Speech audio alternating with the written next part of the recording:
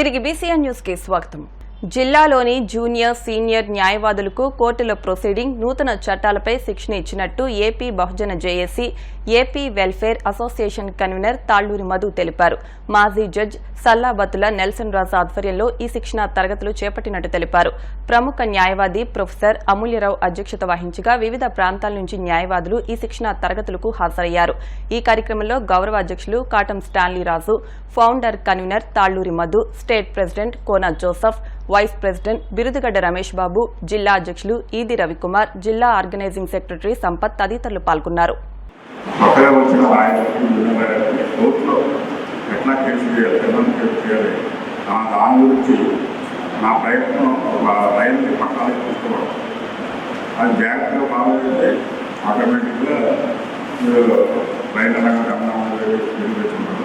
అట్లాగే practice బాగుపడ్డాడు.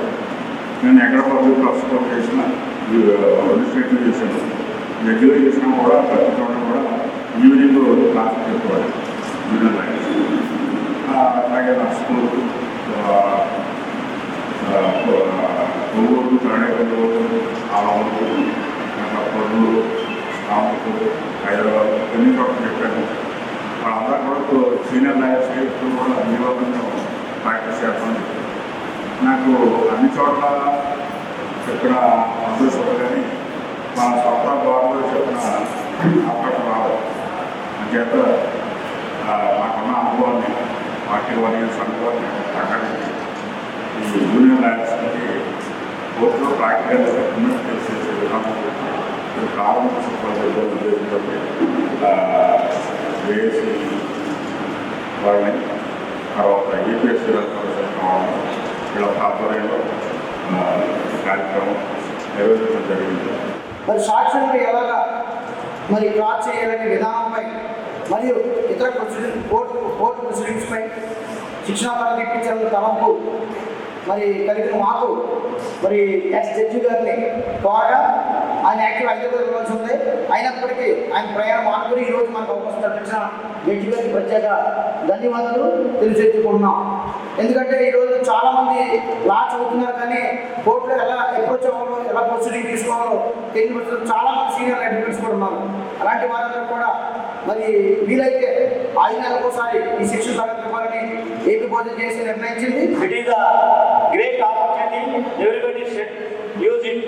All of you my dear respect friends who are conducting this program, it is very nice and gentle.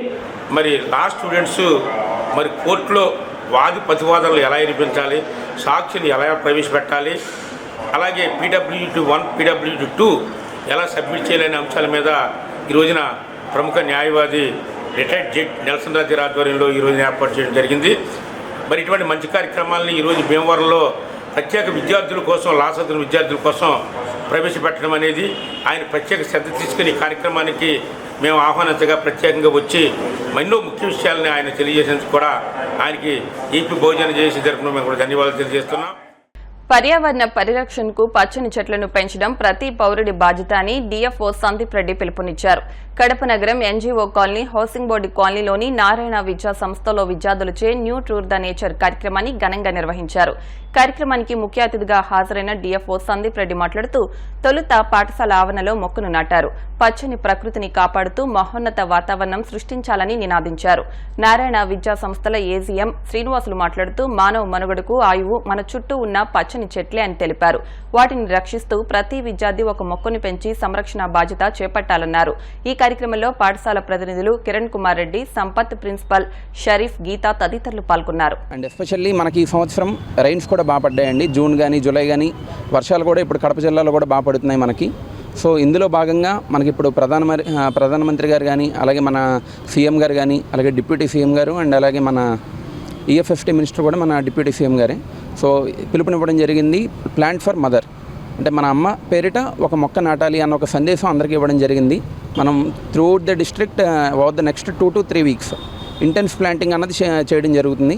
Kadapa, అలాగే Mydukur, Proddatur, even Badvel, Porumamilla across the district ప్రతి forest డిపార్ట్మెంట్లో ఉండే ప్రతి FROకి ఒక target set చేసి పబ్లిక్ని మనం ఇన్వాల్వ్ చేసి, NGOస్ని ఇన్వాల్వ్ చేసి, పబ్లిక్ రిప్రజెంటేటివ్స్ని ఇన్వాల్వ్ చేసి ఒక సిరీస్ ఆఫ్ ప్లాంటింగ్ యాక్టివిటీస్ చేయడం జరుగుతుంది. నారాయణ స్కూల్ వాళ్ళు కూడా ఇక్కడ చాలా ప్రొయాక్టివ్లీ అప్రోచ్ అయ్యి స్కూల్ పిల్లలకి ఎస్పెషల్లీ మనకి ఇక్కడ ఉన్న వాళ్ళందరూ కూడా మనకి nursery to 5th and 10th ఉన్నారు.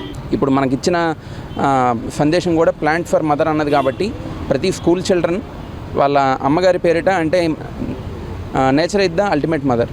సో ఆ ఉద్దేశంతో అందరికీ కూడా ఒక మెసేజ్ వెళ్తుంది. నెక్స్ట్ 3 weeks కొంచెం ప్లాంటింగ్ ప్రోగ్రామ్స్కి అటవీ శాఖ పరంగా మేము ఇవ్వాల్సినంత సపోర్ట్ మేము ఖచ్చితంగా ఇస్తాము.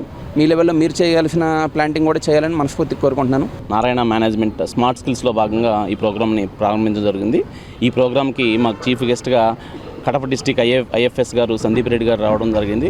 సందీప్ రెడ్డి గారు ఇచ్చిన సందేశంతో మా పిల్లలు కూడా ప్రతి ఒక్కరూ ఒక ప్లాంట్ నాటి దాని ప్రోగ్రెస్తో పాటు ప్రతి వారం కూడా దాన్ని ఫోటో తీసి వాట్సాప్ త్రూ పిక్ మాకు పంపడం జరుగుతుంది. సో ప్రతి స్టూడెంట్ కూడా ఈ దశలో చెట్ల యొక్క ఇంపార్టెన్స్ తెలుసుకుంటే ప్రతి పిల్లాడు ఫ్యూచర్లో ప్రజెంట్ చెట్లు లేకపోవడం వల్ల మనం ఎదుర్కొన్న కష్టాలన్నింటినీ ఓవర్కమ్ చేసుకోవచ్చు. కాబట్టి ఐఎఫ్ఎస్ గారు ఇచ్చిన సందేశంతో పాటు ప్రధానమంత్రి గారు ఇచ్చిన సందేశంతో పాటు ప్రతి ఒక్కరూ కూడా ఒక చెట్టుని అమ్మ పేరు మీద నాటాలి అనే ఒక దృఢ సంకల్పంతో మేము ఈ ప్రోగ్రామ్ స్టార్ట్ చేయడం జరిగింది. సో ఈ ప్రోగ్రాంలో భాగంగా ప్రతి స్టూడెంట్కి ఒక చెట్టును ఇవ్వడం జరుగుతుంది. ఆ చెట్టు వాళ్ళ ఇంట్లో కానీ వాళ్ళ పెరట్లో కానీ వాళ్ళ తోటలో కానీ నాటి ఆ చెట్టు ఎదిగేటట్లు ఆ పిల్లాడి రెస్పాన్సిబిలిటీ తీసుకోవాలి. రెస్పాన్సిబిలిటీ తీసుకోవడంతో పాటు ఆ పిల్లాడు 10 మందికి చెప్పాలి చెట్లు పెంచడం వల్ల వచ్చే ఉపయోగాలు. ప్రోగ్రామ్ని నారాయణ మేనేజ్మెంట్ ఇంత ఘనంగా నిర్వహించడం చాలా సంతోషం. I'm proud to be an Narayana principal because in Narayana we conduct several activities. In the July month we especially conduct Go Green Save Green activity because in upcoming generation we need to put more greeneries, and greenery is requirement for upcoming generation because nowadays we are cutting off all the plants and we are constructing all the buildings. So requested all the people to plant trees everywhere. As much as possible we have to give the green plants to the upcoming children. So this is what I request everyone. Thank you. అందరి సహకారంతో జిల్లా అభివృద్ధికి కృషి చేస్తానని YCP జిల్లా నూతన collector Shivshankar తెలిపారు. శనివారం జిల్లా కలెక్టర్గా ఆయన బాధ్యతలు చేపట్టారు. ఈ సందర్భంగా శివశంకర్ మాట్లాడుతూ ఎంతో చారిత్రాత్మక ప్రాశస్త్యం ఉన్న కడప జిల్లాకు కలెక్టర్గా రావడం తన అదృష్టంగా భావిస్తున్నానని అన్నారు. గతంలో తాము పాడేరు, సీతంపేట సబ్ కలెక్టర్గా, విశాఖ, కృష్ణా జిల్లాల జాయింట్ కలెక్టర్గా, పల్నాడు కలెక్టర్గా పనిచేసి ఇక్కడికి వచ్చానని అన్నారు. రాష్ట్ర ప్రభుత్వ ఆకాంక్షలను అనుగుణంగా ప్రజాప్రతినిధులు, అధికారులను సమన్వయం చేసుకుని జిల్లాను అన్ని రంగాల్లో ముందుకు నడిపించేందుకు కృషి చేస్తానన్నారు. జాయింట్ కలెక్టర్ గణేష్ కుమార్, నగర పాలక సంస్థ commissioner Praveen Chand, DRO Gangadhar Goud, special collector Kausar Bhanu ఆర్డీఓలు తెలిపారు. భౌగోళికంగా ఎంతో వైవిధ్యం కలిగి ఎంతో చారిత్రాత్మక ప్రాశస్త్యం కలిగిన కడప జిల్లాకు 168వ కలెక్టర్గా జాయిన్ అవటం నాకు ఈరోజు ఛార్జ్ తీసుకోవడం చాలా ఆనందంగా ఉంది. గతంలో నేను సబ్ కలెక్టర్ పాడేరు, అలాగే పిఓ ఐటీడీఏ సీతంపేట, తర్వాత వైజాగ్ జాయింట్ కలెక్టర్గా చేశాను. తర్వాత కృష్ణా జిల్లా జాయింట్ కలెక్టర్ డెవలప్మెంట్ చేశాను. తర్వాత పల్నాడు జిల్లా ఫస్ట్ కలెక్టర్గా చేశాను. తర్వాత కడప జిల్లాకి కలెక్టర్గా రావటం నేను చాలా అదృష్టంగా భావిస్తున్నాను.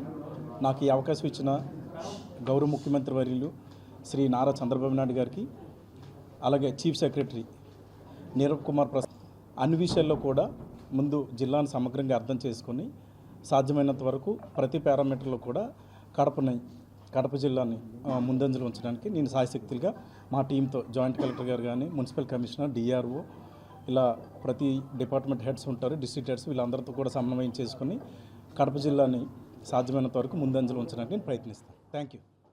ప్రజలకు సత్వర న్యాయం చేసేందుకు కోర్టుల చుట్టూ తిరిగే సమయాన్ని ఆదా చేసేందుకు కొత్త చట్టాలను ప్రవేశపెట్టినట్టు జంగారెడ్డిగూడెం డీఎస్పీ యు రవిచంద్ర తెలిపారు. ఏలూరు జిల్లా జంగారెడ్డిగూడెం పట్టణంలోని డివిజనల్ పోలీస్ కార్యాలయంలో శనివారం డీఎస్పీ రవిచంద్ర మీడియాతో మాట్లాడారు. ఇప్పటి వరకు అమల్లో ఉన్న ఐపీసీ, సిఆర్పీసీ, ఎవిడెన్స్ యాక్టులకు బదులుగా బీఎన్ఎస్, బీఎన్ఎఫ్ఎస్, బీఎస్ఏలను అమల్లోకి తీసుకురావడం జరిగిందన్నారు. జూలై 1వ తేదీ నుంచి కొత్త చట్టాల ఆధారంగా కేసులు నమోదు చేస్తున్నామని అన్నారు. అదేవిధంగా మోటార్ వెహికల్ యాక్ట్లో కూడా పలు మార్పులు జరిగాయని, వీటి ఆధారంగా నిబంధనలు అతిక్రమిస్తే భారీ స్థాయిలో జరిమానా చెల్లించాల్సి ఉంటుందన్నారు. కావున ప్రతి ఒక్కరూ నిబంధనలు అనుసరించాలని డీఎస్పీ రవిచంద్ర సూచించారు. జూలై 1వ తారీఖు నుంచి భారతదేశం మొత్తం మీద అంతకుముందు ఉన్నటువంటి ఐపీసీ, సిఆర్పీసీ, ఎవిడెన్స్, ఈ 3 మేజర్ క్రిమినల్ యాక్ట్స్, వీటి బదులుగా మార్చినటువంటి కొత్త చట్టాలు అనగా బిఎన్ఎస్, భారతీయ న్యాయ సంహిత, భారతీయ నాగరిక సురక్షా సంహిత సిఆర్పిసి ప్లేస్లో భారతీయ సాక్ష్య అధియాన్ అనేది ఎవిడెన్స్ యాక్ట్ ప్లేస్లో తీసుకురావడం జరిగింది. జూలై 1 నుంచి కూడా ఈ యొక్క కొత్త చట్టాలు అమల్లో ఉన్నాయి. పోలీస్ స్టేషన్లో రిజిస్టర్ చేస్తున్నటువంటి ఎఫ్ఐఆర్లు కూడా కొత్త చట్టాల ప్రకారం చేయడం జరుగుతుంది. గతంలో అందరికీ 302 అంటే హత్య కేసు అలా ఉండేది. ఇప్పుడు 103 ఆ సెక్షన్ కింద హత్య కేసుని నమోదు చేయడం జరుగుతూ ఉంది. ఈ సెక్షన్లో కొంత అలవాటు అయ్యే వరకు కన్ఫ్యూజన్ ఉన్నప్పటికీ కూడా కొత్త చట్టాల వల్ల త్వరితగతిన న్యాయం జరిగేదానికి, ప్రజలకి కోర్టుల చుట్టూ తిరిగే సమయం తగ్గించడానికి కొత్తగా వచ్చినటువంటి డెవలప్ అయినటువంటి ఈ ఎలక్ట్రానిక్ మీడియా ఏదైతే ఉందో, వాట్సాప్లో కానీ, ఫేస్బుక్ కావచ్చు, లేదంటే ఈ మెయిల్స్ కావచ్చు, ఇవన్నీ ఎలక్ట్రానిక్ రికార్డ్ అంతా కూడా కోర్టులో మనం ఈజీగా సబ్మిట్ చేసుకొని అడ్మిసిబుల్ తీసుకోవడానికి అవకాశం కూడా ఇందులో కొత్తగా చెప్పబడింది. దీనివల్ల అనేక రకాలైనటువంటి సాక్ష్యాలను మనం నేరుగా కోర్టులో ఇచ్చేదానికి అవకాశం ఉంటుంది. దీనివల్ల కేసుల్లో త్వరితగతిన శిక్షలు పడేదానికి కూడా అవకాశం ఉంటుంది. ప్రజలందరూ కూడా ఈ కొత్త చట్టాల మీద కొద్ది గొప్పగా అవగాహన పెంచుకొని వాటిని సక్రమంగా వినియోగించుకోవాలని కోరుతా ఉన్నాం. ఈ మేజర్ క్రిమినల్ యాక్ట్స్తో పాటుగా మోటార్ వెహికల్ యాక్ట్ కూడా మారుతూ ఉన్నాయండి. దీనిలో గతంలో మాదిరిగా ఫైన్స్ కూడా 100 రూపాయలు, 200, 500 ఉన్నటువంటి ఫైన్స్ అన్నీ కూడా పెరిగి 1000 రూపాయల దగ్గర నుంచి 5000, 10,000 వరకు కూడా ఫైన్లు ఇంపోజ్ చేసేదానికి అవకాశం ఉంది. కాబట్టి ప్రజలందరూ కూడా వాహనాలు నడిపేటప్పుడు తప్పనిసరిగా వారి యొక్క డ్రైవింగ్ లైసెన్స్ అనేది తప్పనిసరిగా దగ్గర ఉంచుకోవాలి. వాహనం యొక్క రికార్డు కూడా సక్రమంగా ఉండేట్టుగా చూసుకోవాలి. రికార్డు లేనప్పుడు చెకింగ్లో, తనిఖీలో పట్టుబడినప్పుడు ఖచ్చితంగా వారి మీద పెనాల్టీ ఇంపోజ్ చేయడం జరుగుతుంది. వాహనదారులు, 2 వీలర్స్ నడిపే వాళ్ళు ప్రతి ఒక్కళ్ళు కూడా తప్పనిసరిగా హెల్మెట్ను ధరించాలి. హెల్మెట్ ధరించకపోయినట్లయితే గతంలో మాదిరిగా తక్కువ పెనాల్టీతో లేదు, 5,000 వరకు కూడా పెనాల్టీ వేసేదానికి అవకాశం ఉంటుంది. మనకు 1000 రూపాయలు పెడితే మంచి హెల్మెట్ వస్తుంది. కాబట్టి ప్రతి ఒక్క మోటార్ సైక్లిస్ట్, ప్రతి ఒక్క స్కూటరిస్ట్ కూడా తప్పనిసరిగా హెల్మెట్ పెట్టుకోవాలి. ఆ హెల్మెట్ లేని వాళ్ళ మీద మాత్రం త్వరలో స్పెషల్ డ్రైవ్ ఉంటుంది. కాబట్టి కంపల్సరీ అందరూ హెల్మెట్ కొనుక్కొని వాటిని ధరించి రోడ్డు ప్రమాదాలను బారిన పడకుండా, ప్రమాదం జరిగినా కూడా ప్రాణాలను పణంగా పెట్టాల్సిన అవసరం లేకుండా ప్రాణాపాయం తప్పించుకునేదానికి అవకాశం ఉంటుంది. కాబట్టి అందరూ కూడా హెల్మెట్ ధరించండి. కొత్త ఎంబీ చట్టాలను పాటించి పెనాల్టీల నుంచి రిలీఫ్ పొందాలని చెప్పేసి ప్రజలందరినీ కూడా కోరుకుంటున్నాను. వార్తలు ముగించే ముందు ముఖ్యాంశాలు మరొకసారి. యువకుడిపై దాడిని ఖండించిన మాజీ ముఖ్యమంత్రి జగన్. రిమ్స్ లో చికిత్స పొందుతున్న బాధితుడికి పరామర్శ.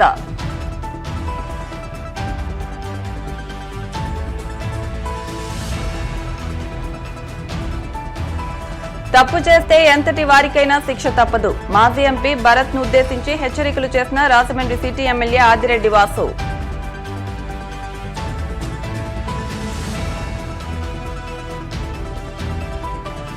కొవ్వూరులోని వారాహి అమ్మవారి ఆలయంలో గుప్త నవరాత్రుల మహోత్సవాలు. భక్తులు భారీగా తరలివచ్చి జయప్రదం చేయాలంటూ పిలుపు.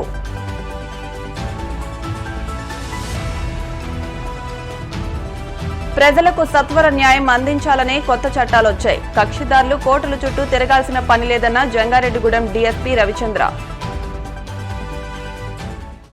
ఈ వార్తలు ఇంతటితో సమాప్తం. మరిన్ని వార్తల కోసం BCN digital YouTube channel, Facebook page ని ఫాలో అవ్వండి. అప్డేట్ వార్తల కోసం ప్లీజ్ సబ్స్క్రైబ్.